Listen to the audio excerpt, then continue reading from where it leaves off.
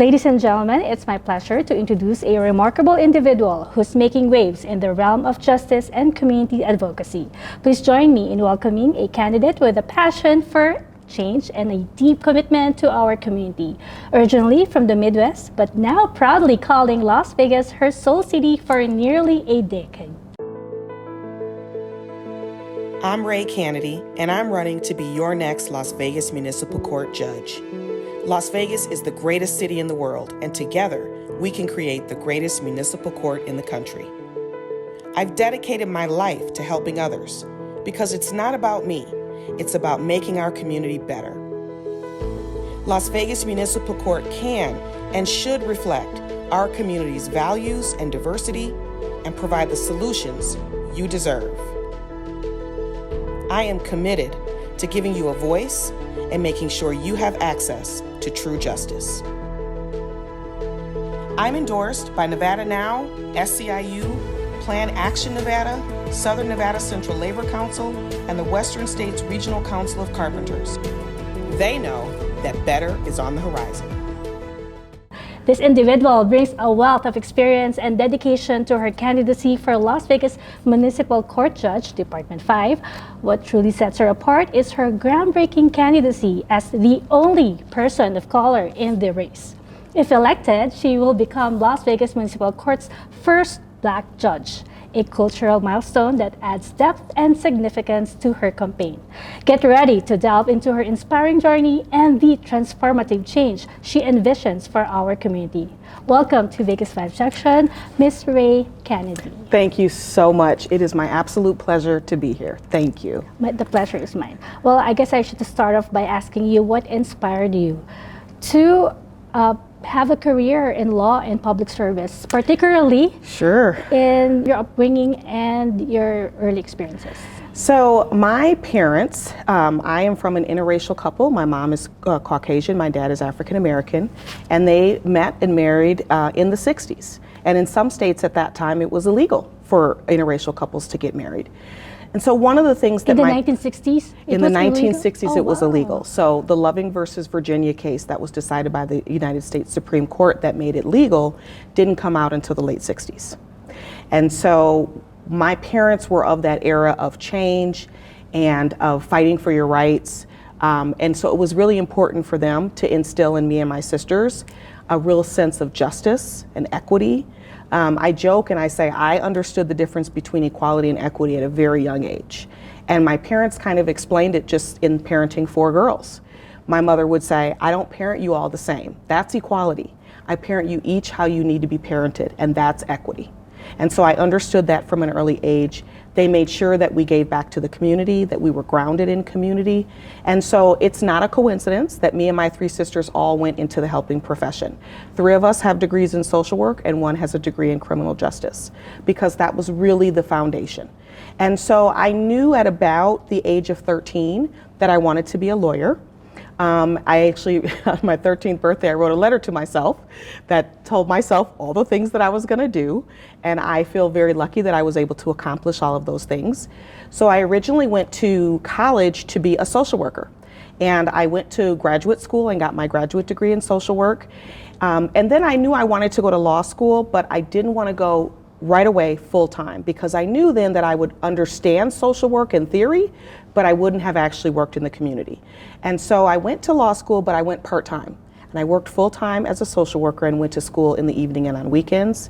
And I'm so grateful that I did that, because it gave me a great level of experience in working in the community and working with people who have been underprivileged and disadvantaged.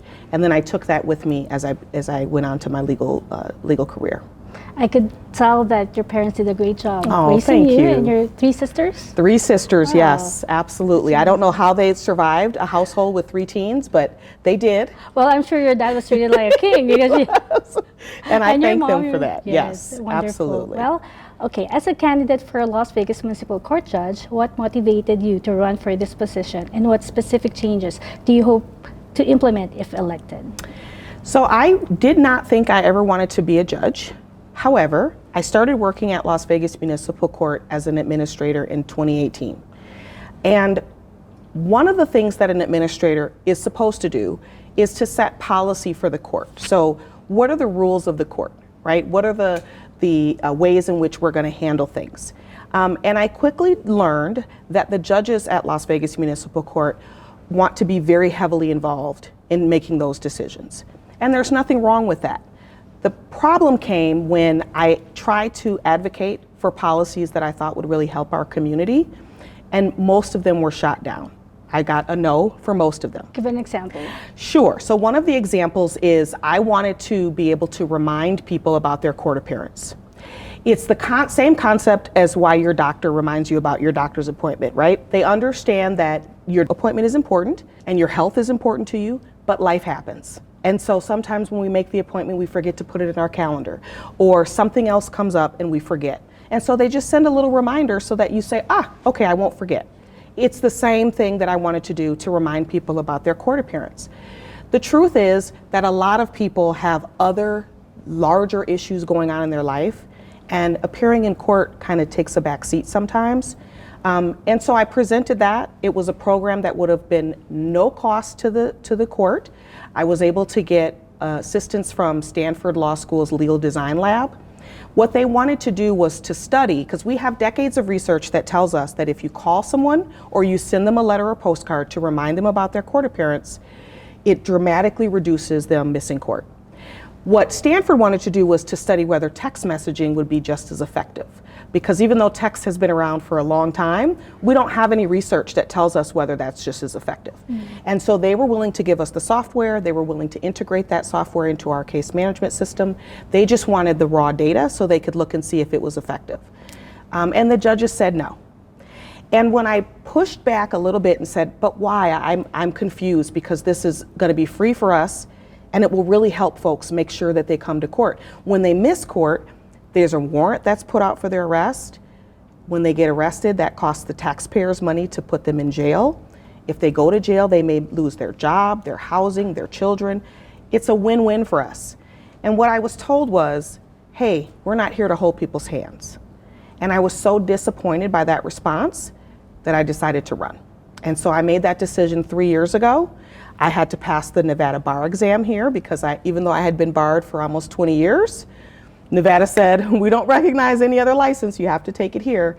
So I was able to finally pass that, and I decided to run.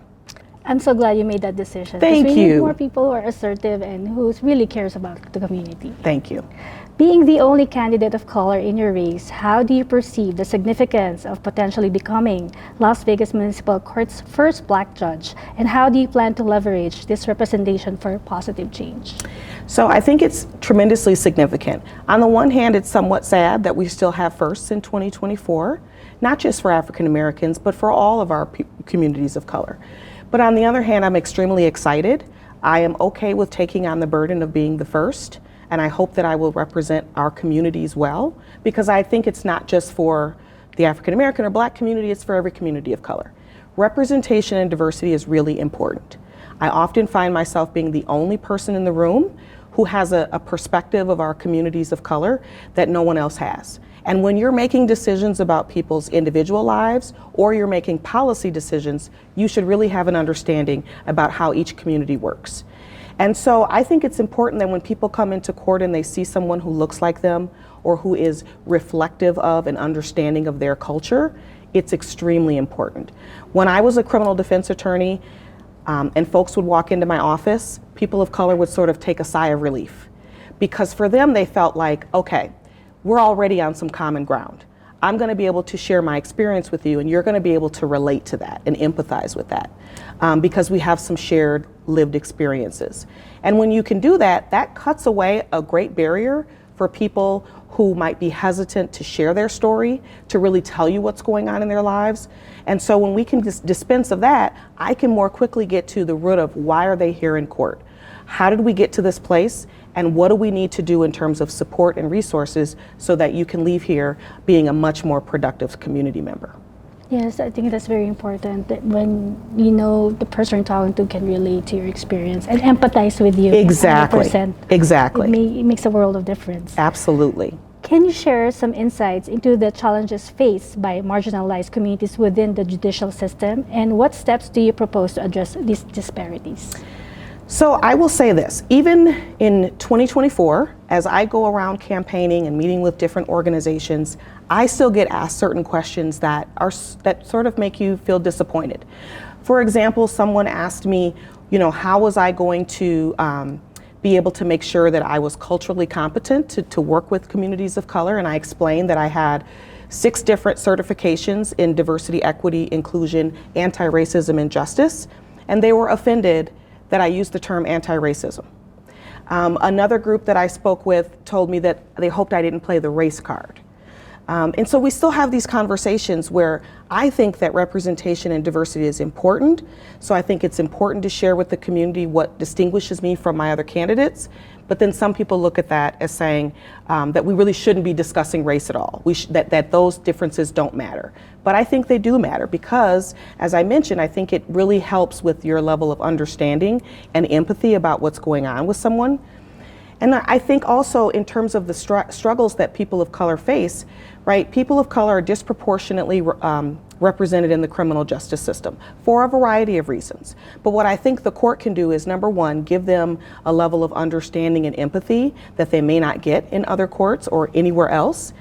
And then the issue of language is really important. And so I understand that there are certain legal terms that we have to use in the courtroom, but for the most part, we don't set people up for success by giving them forms that are in their native language or forms where we break it down. We don't have to use so many legal terms. Or if we have to use a legal term, we can say after that, what that means is, right? Because it's very difficult to understand these concepts. And so when somebody comes in and they want to speak in their native tongue, or they want to speak in a way that makes it seem much more comfortable for them to relate their story, I'm okay with them doing that because I've been in those communities and I understand what they're saying to me. So I think it is really, really important that someone who is from a community of color understands those issues. The last thing that I think is important is in terms of finding resources, right? Since I'm familiar with communities of color, I have a ton of connections with community resources that work with people of color. And so as I am getting to know this individual who's coming before me and figuring out what their needs are, I can plug them into resources in the community that I don't think some other judges have taken the time to really explore. Wow. Your campaign emphasizes creating a community-centered court system. Could you elaborate on what this entails and how it differs from traditional approaches to justice? Thank you. That is an excellent question. So, municipal court is the court closest to the community. It's the reason why I want to run for this court. I'm eligible to run for other courts, but this is the only court that I chose to run in because I want to return municipal court to the community. And so when I say it should be community-centered, what I mean is that I want the community to have a say in how that court is run. And there's 2 main ways I want to do that. The first is by encouraging people to give us feedback about how we're doing. When I was an administrator, I wanted to create a survey for folks who came through our system to figure out what we're doing well and what we could improve upon. And the response was, they're just going to complain. And I said all feedback is good feedback because even through a complaint, it gives us an idea of what we could work on. So I will make sure that we have folks who have the ability to give us their feedback, their honest feedback, so that we can continue to make improvements. And the second way is by creating a community advisory council. So there are some court systems that have what might be referred to as criminal justice councils, but they're really sort of higher level. They're sort of talking about larger systemic issues. I want to create a community advisory council that I meet with on a quarterly basis to give them data specifically from my court because I want them to tell me how I can do better and how we can improve the outcomes for the folks who come through our system. So I really want to hear from the community. What are we doing well and what can we do better? And that's extremely different from the way that court systems are run now. In a large sense, they feel like we know what we're doing, we know best, and we really don't need to hear from the community. And I think it's the exact opposite. I believe that's the true essence of public service. Absolutely, I agree. And I commend you for that. Thank you. How do you envision fostering greater trust and transparency between the judiciary and the community it serves, particularly in light of recent events that have shaken public confidence in the legal system? That's another great question. One of my goals is to restore trust and confidence in our system. And I know that's a tall order for one judge, but I intend to do that in a couple of ways. The first is, like I mentioned, by truly soliciting feedback from the community. The second way is by making sure that my courtroom is always open and welcome to people. If you go down to any courtroom on any given weekday, most likely the courtroom door is locked. And we started that during COVID to try and control the flow of traffic, but COVID is over and the courtroom doors are still locked. And that gives the community the idea that they're not welcome. Yeah, and you should have an open door policy. That's right. And the truth is, you have a constitutional right to go into any courtroom and observe the proceedings. And one of the things that's important about transparency is being open. When people feel like decisions are being made behind locked doors, they become even more suspicious of that system. So my courtroom doors will always be unlocked. When people walk in, we're not going to assume you're there because you have a case. We're going to assume you're there because we're welcoming you, and you can be there for any reason you need. And I think the third way is in making sure that I share the data from the court. If you try to find out recidivism rates for courts right now, or how many cases have come through, it's very difficult. And I think that's intentional. I intend to be very transparent with my data, because if I'm not doing well, I want people to know it, because I don't deserve to be reelected. Absolutely right. But you will be reelected. I sure hope so. Of your heart to serve. Thank you so much. Your background includes experience as a social worker, child advocate, and trial attorney. How do these diverse roles inform your perspective on justice and advocacy, and how will they influence your approach as a judge? So for me, as I mentioned, I think before we started taping, was when I got done with graduate school in social work, I went on to law school, but I went part-time because I really wanted to work as a social worker in the community. I knew that if I went straight to law school full-time, I might understand social work theories, but I wouldn't have actually put them into practice and worked in our community. And so I made sure that I worked full-time. I went to school part-time in the evenings and on weekends. So I was a non-traditional student. It took me 5 years to get my degree. But I'm so thankful, because I think that experience of learning social work concepts and then actually putting them into good use in the community helps me understand, when people come before me, what their issues are. I think being an advocate, child advocate, is really important, because in some ways we joke often and say that adults are just big kids, right? In many ways that's true, because what they are coming to us with are the traumas of childhood. I mean, that's just the truth. And so understanding child development and having advocated for children, I'm able to kind of look into that person and look at the little Esmeralda and say, what does little Esmeralda need in order for adult Esmeralda to be productive? Because we have a ton of folks who come in with trauma-related experiences, and that's what's holding them back. That is what is dictating the poor decisions that they're making, or their substance abuse, or whatever it is that has led them to be there. So I think that's really, really important.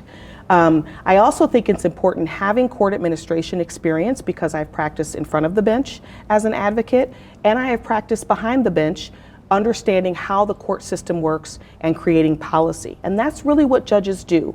When you talk with the community about what's the number one thing you want to judge, quality in a judge, they'll say experience. But they don't realize that that experience is multifaceted. It needs to include policy development experience and also management experience, because the judge manages their courtroom and all of the staff in it. And when they're not good managers, the courtroom can't run efficiently. So all of the experiences that I've had over the past 25, 26 years, I think, put me in the best position to really run a court that is efficient and effective. You're going to be a great judge and a leader.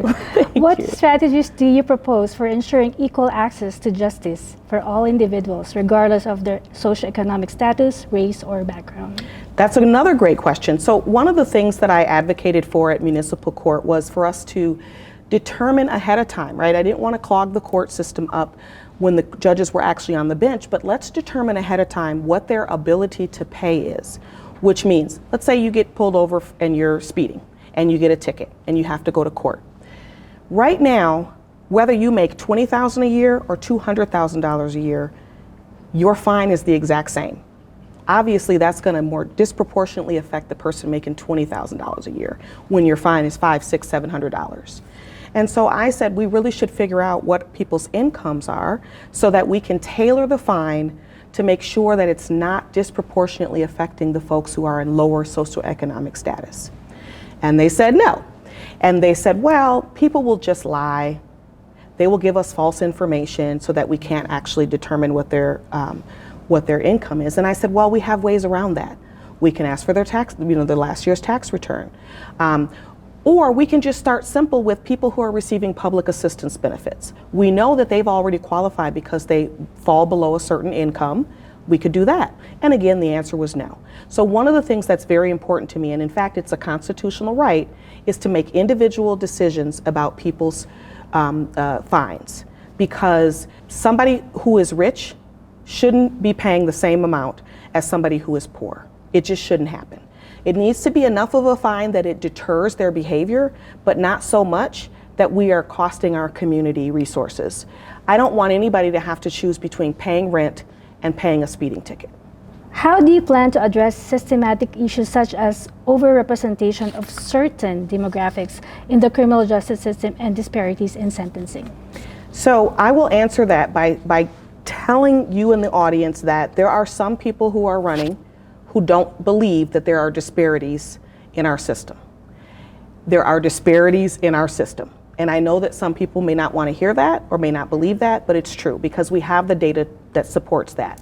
One of the things that I think is really important is to implement research-based decisions and best practices into the court system. We have decades of research, like for example, we know what's effective at making sure people show up for court.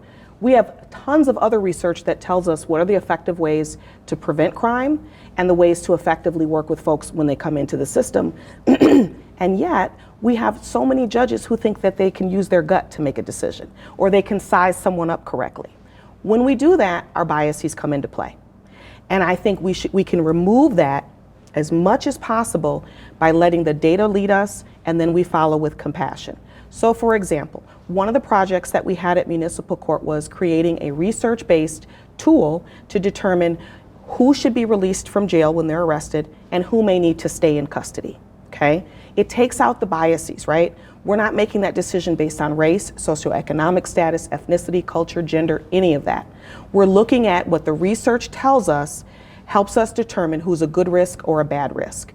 Those are the kinds of decisions that we should implement at every level in our court system, and I'm committed to doing that. Wonderful. Finally, what message do you have for the residents of Las Vegas as they consider their choice for municipal court judge, and how do you hope to inspire and engage them in the electoral process? Well, I joke around and say I wish I could bottle up a little bit of that hope that like Obama had in 2008 and sprinkle it across the city. Since I don't have that ability, I just want to share with folks a couple of things. The first message is to research the candidates. It is really hard to do that with judicial candidates, I know, but I want people to make informed decisions. And part of this campaign for me is to help people understand what municipal court judges do, to help hold them accountable, and to make your voting decisions based on who you think is going to be the best candidate. So if you have no other resource, Google it. And if not a whole lot comes up on a candidate, that's not a good thing.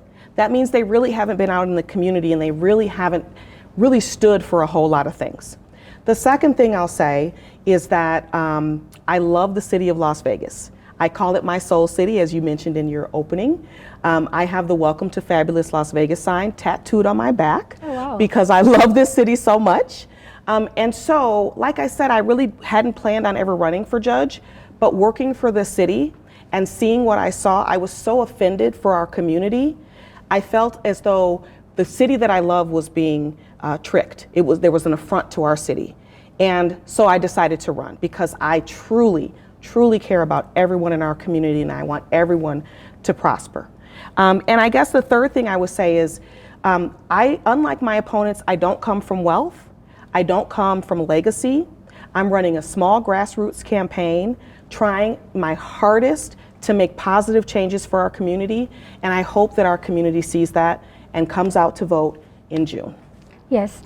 Can you tell us a bit about your sign here? Sure. What is on the horizon? Rae Canady for Las Vegas Municipal Court Judge, Department 5. I love that your slogan. And now, caring, committed, and competent. Yeah, so one of the things is navy blue is my favorite color. And blue and yellow are the colors of the University of Michigan. Go blue, that's my alma mater. I say better, so when I introduce myself to people and I say my name is Rae, they'll say, oh, like a ray of sunshine. And so I thought I would play on that a little bit with the sun and the rays. And I say better is on the horizon because I do think that I'm the better candidate. I do think that if voters choose me, it will be a vote for change, a vote for improvement. I say I'm caring, committed, and competent. Caring because, as I mentioned, I absolutely love this city and the people in it. I'm committed because I have a 25+ year career in the helping profession. I've always been a public servant. I've never worked in the private sector. Nothing wrong with that, but my heart has always been in helping people. And I think it's really important that folks understand the variety of experiences that I've had. And then I say competent because of the variety, right? Having experience in front of the bench, behind the bench. I've done criminal and civil work. I'm the only candidate with as much jury trial experience as I have. And it wasn't until a few years ago that you could get a jury trial in municipal court, but now that you can, it's important that a judge understands how jury trials work. And so that sort of sums up. I had tons of people have lots of other suggestions for colors and logos, but for me, this feels authentic and it's true to, I think, who I am. You know, I really admire people who uses their accolades, whatever they have, their degree for a good cause, Thank you. To serve people, to enrich other people's lives. Yes, thank you. And I really see that in you and your sincerity. Oh my goodness, thank you so much. I appreciate that so much. I wish you all the best. Miss Canady, if you had one superpower, what would it be and why? If I had one superpower, so my superpower would be to stop time. That would be my superpower. And I think it's because I feel like I never have enough time in the day. But also, I lost a really good friend of mine 4 years ago. And in my brain, I think if I could have stopped time, maybe I could have just a little bit more with her. Unfortunately, she passed away very young. She had a heart attack, and it devastated me. Broke your heart. It broke my heart. She was a lawyer also, and she was just 1 year out of having passed her bar exam.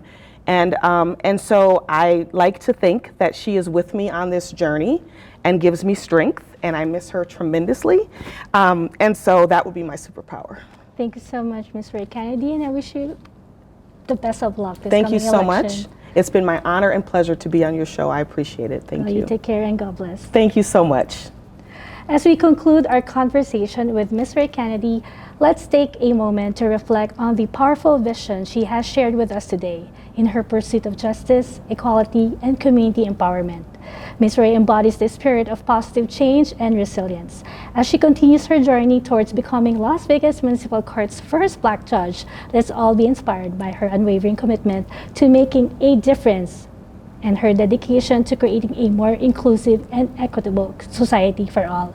Remember, the power to effect change lies within each of us, and together we can build a brighter future for our community. Thank you again, Ms. Rae Canady, for inspiring us all to dream big and strive for a better tomorrow. Until next time, take care and God bless.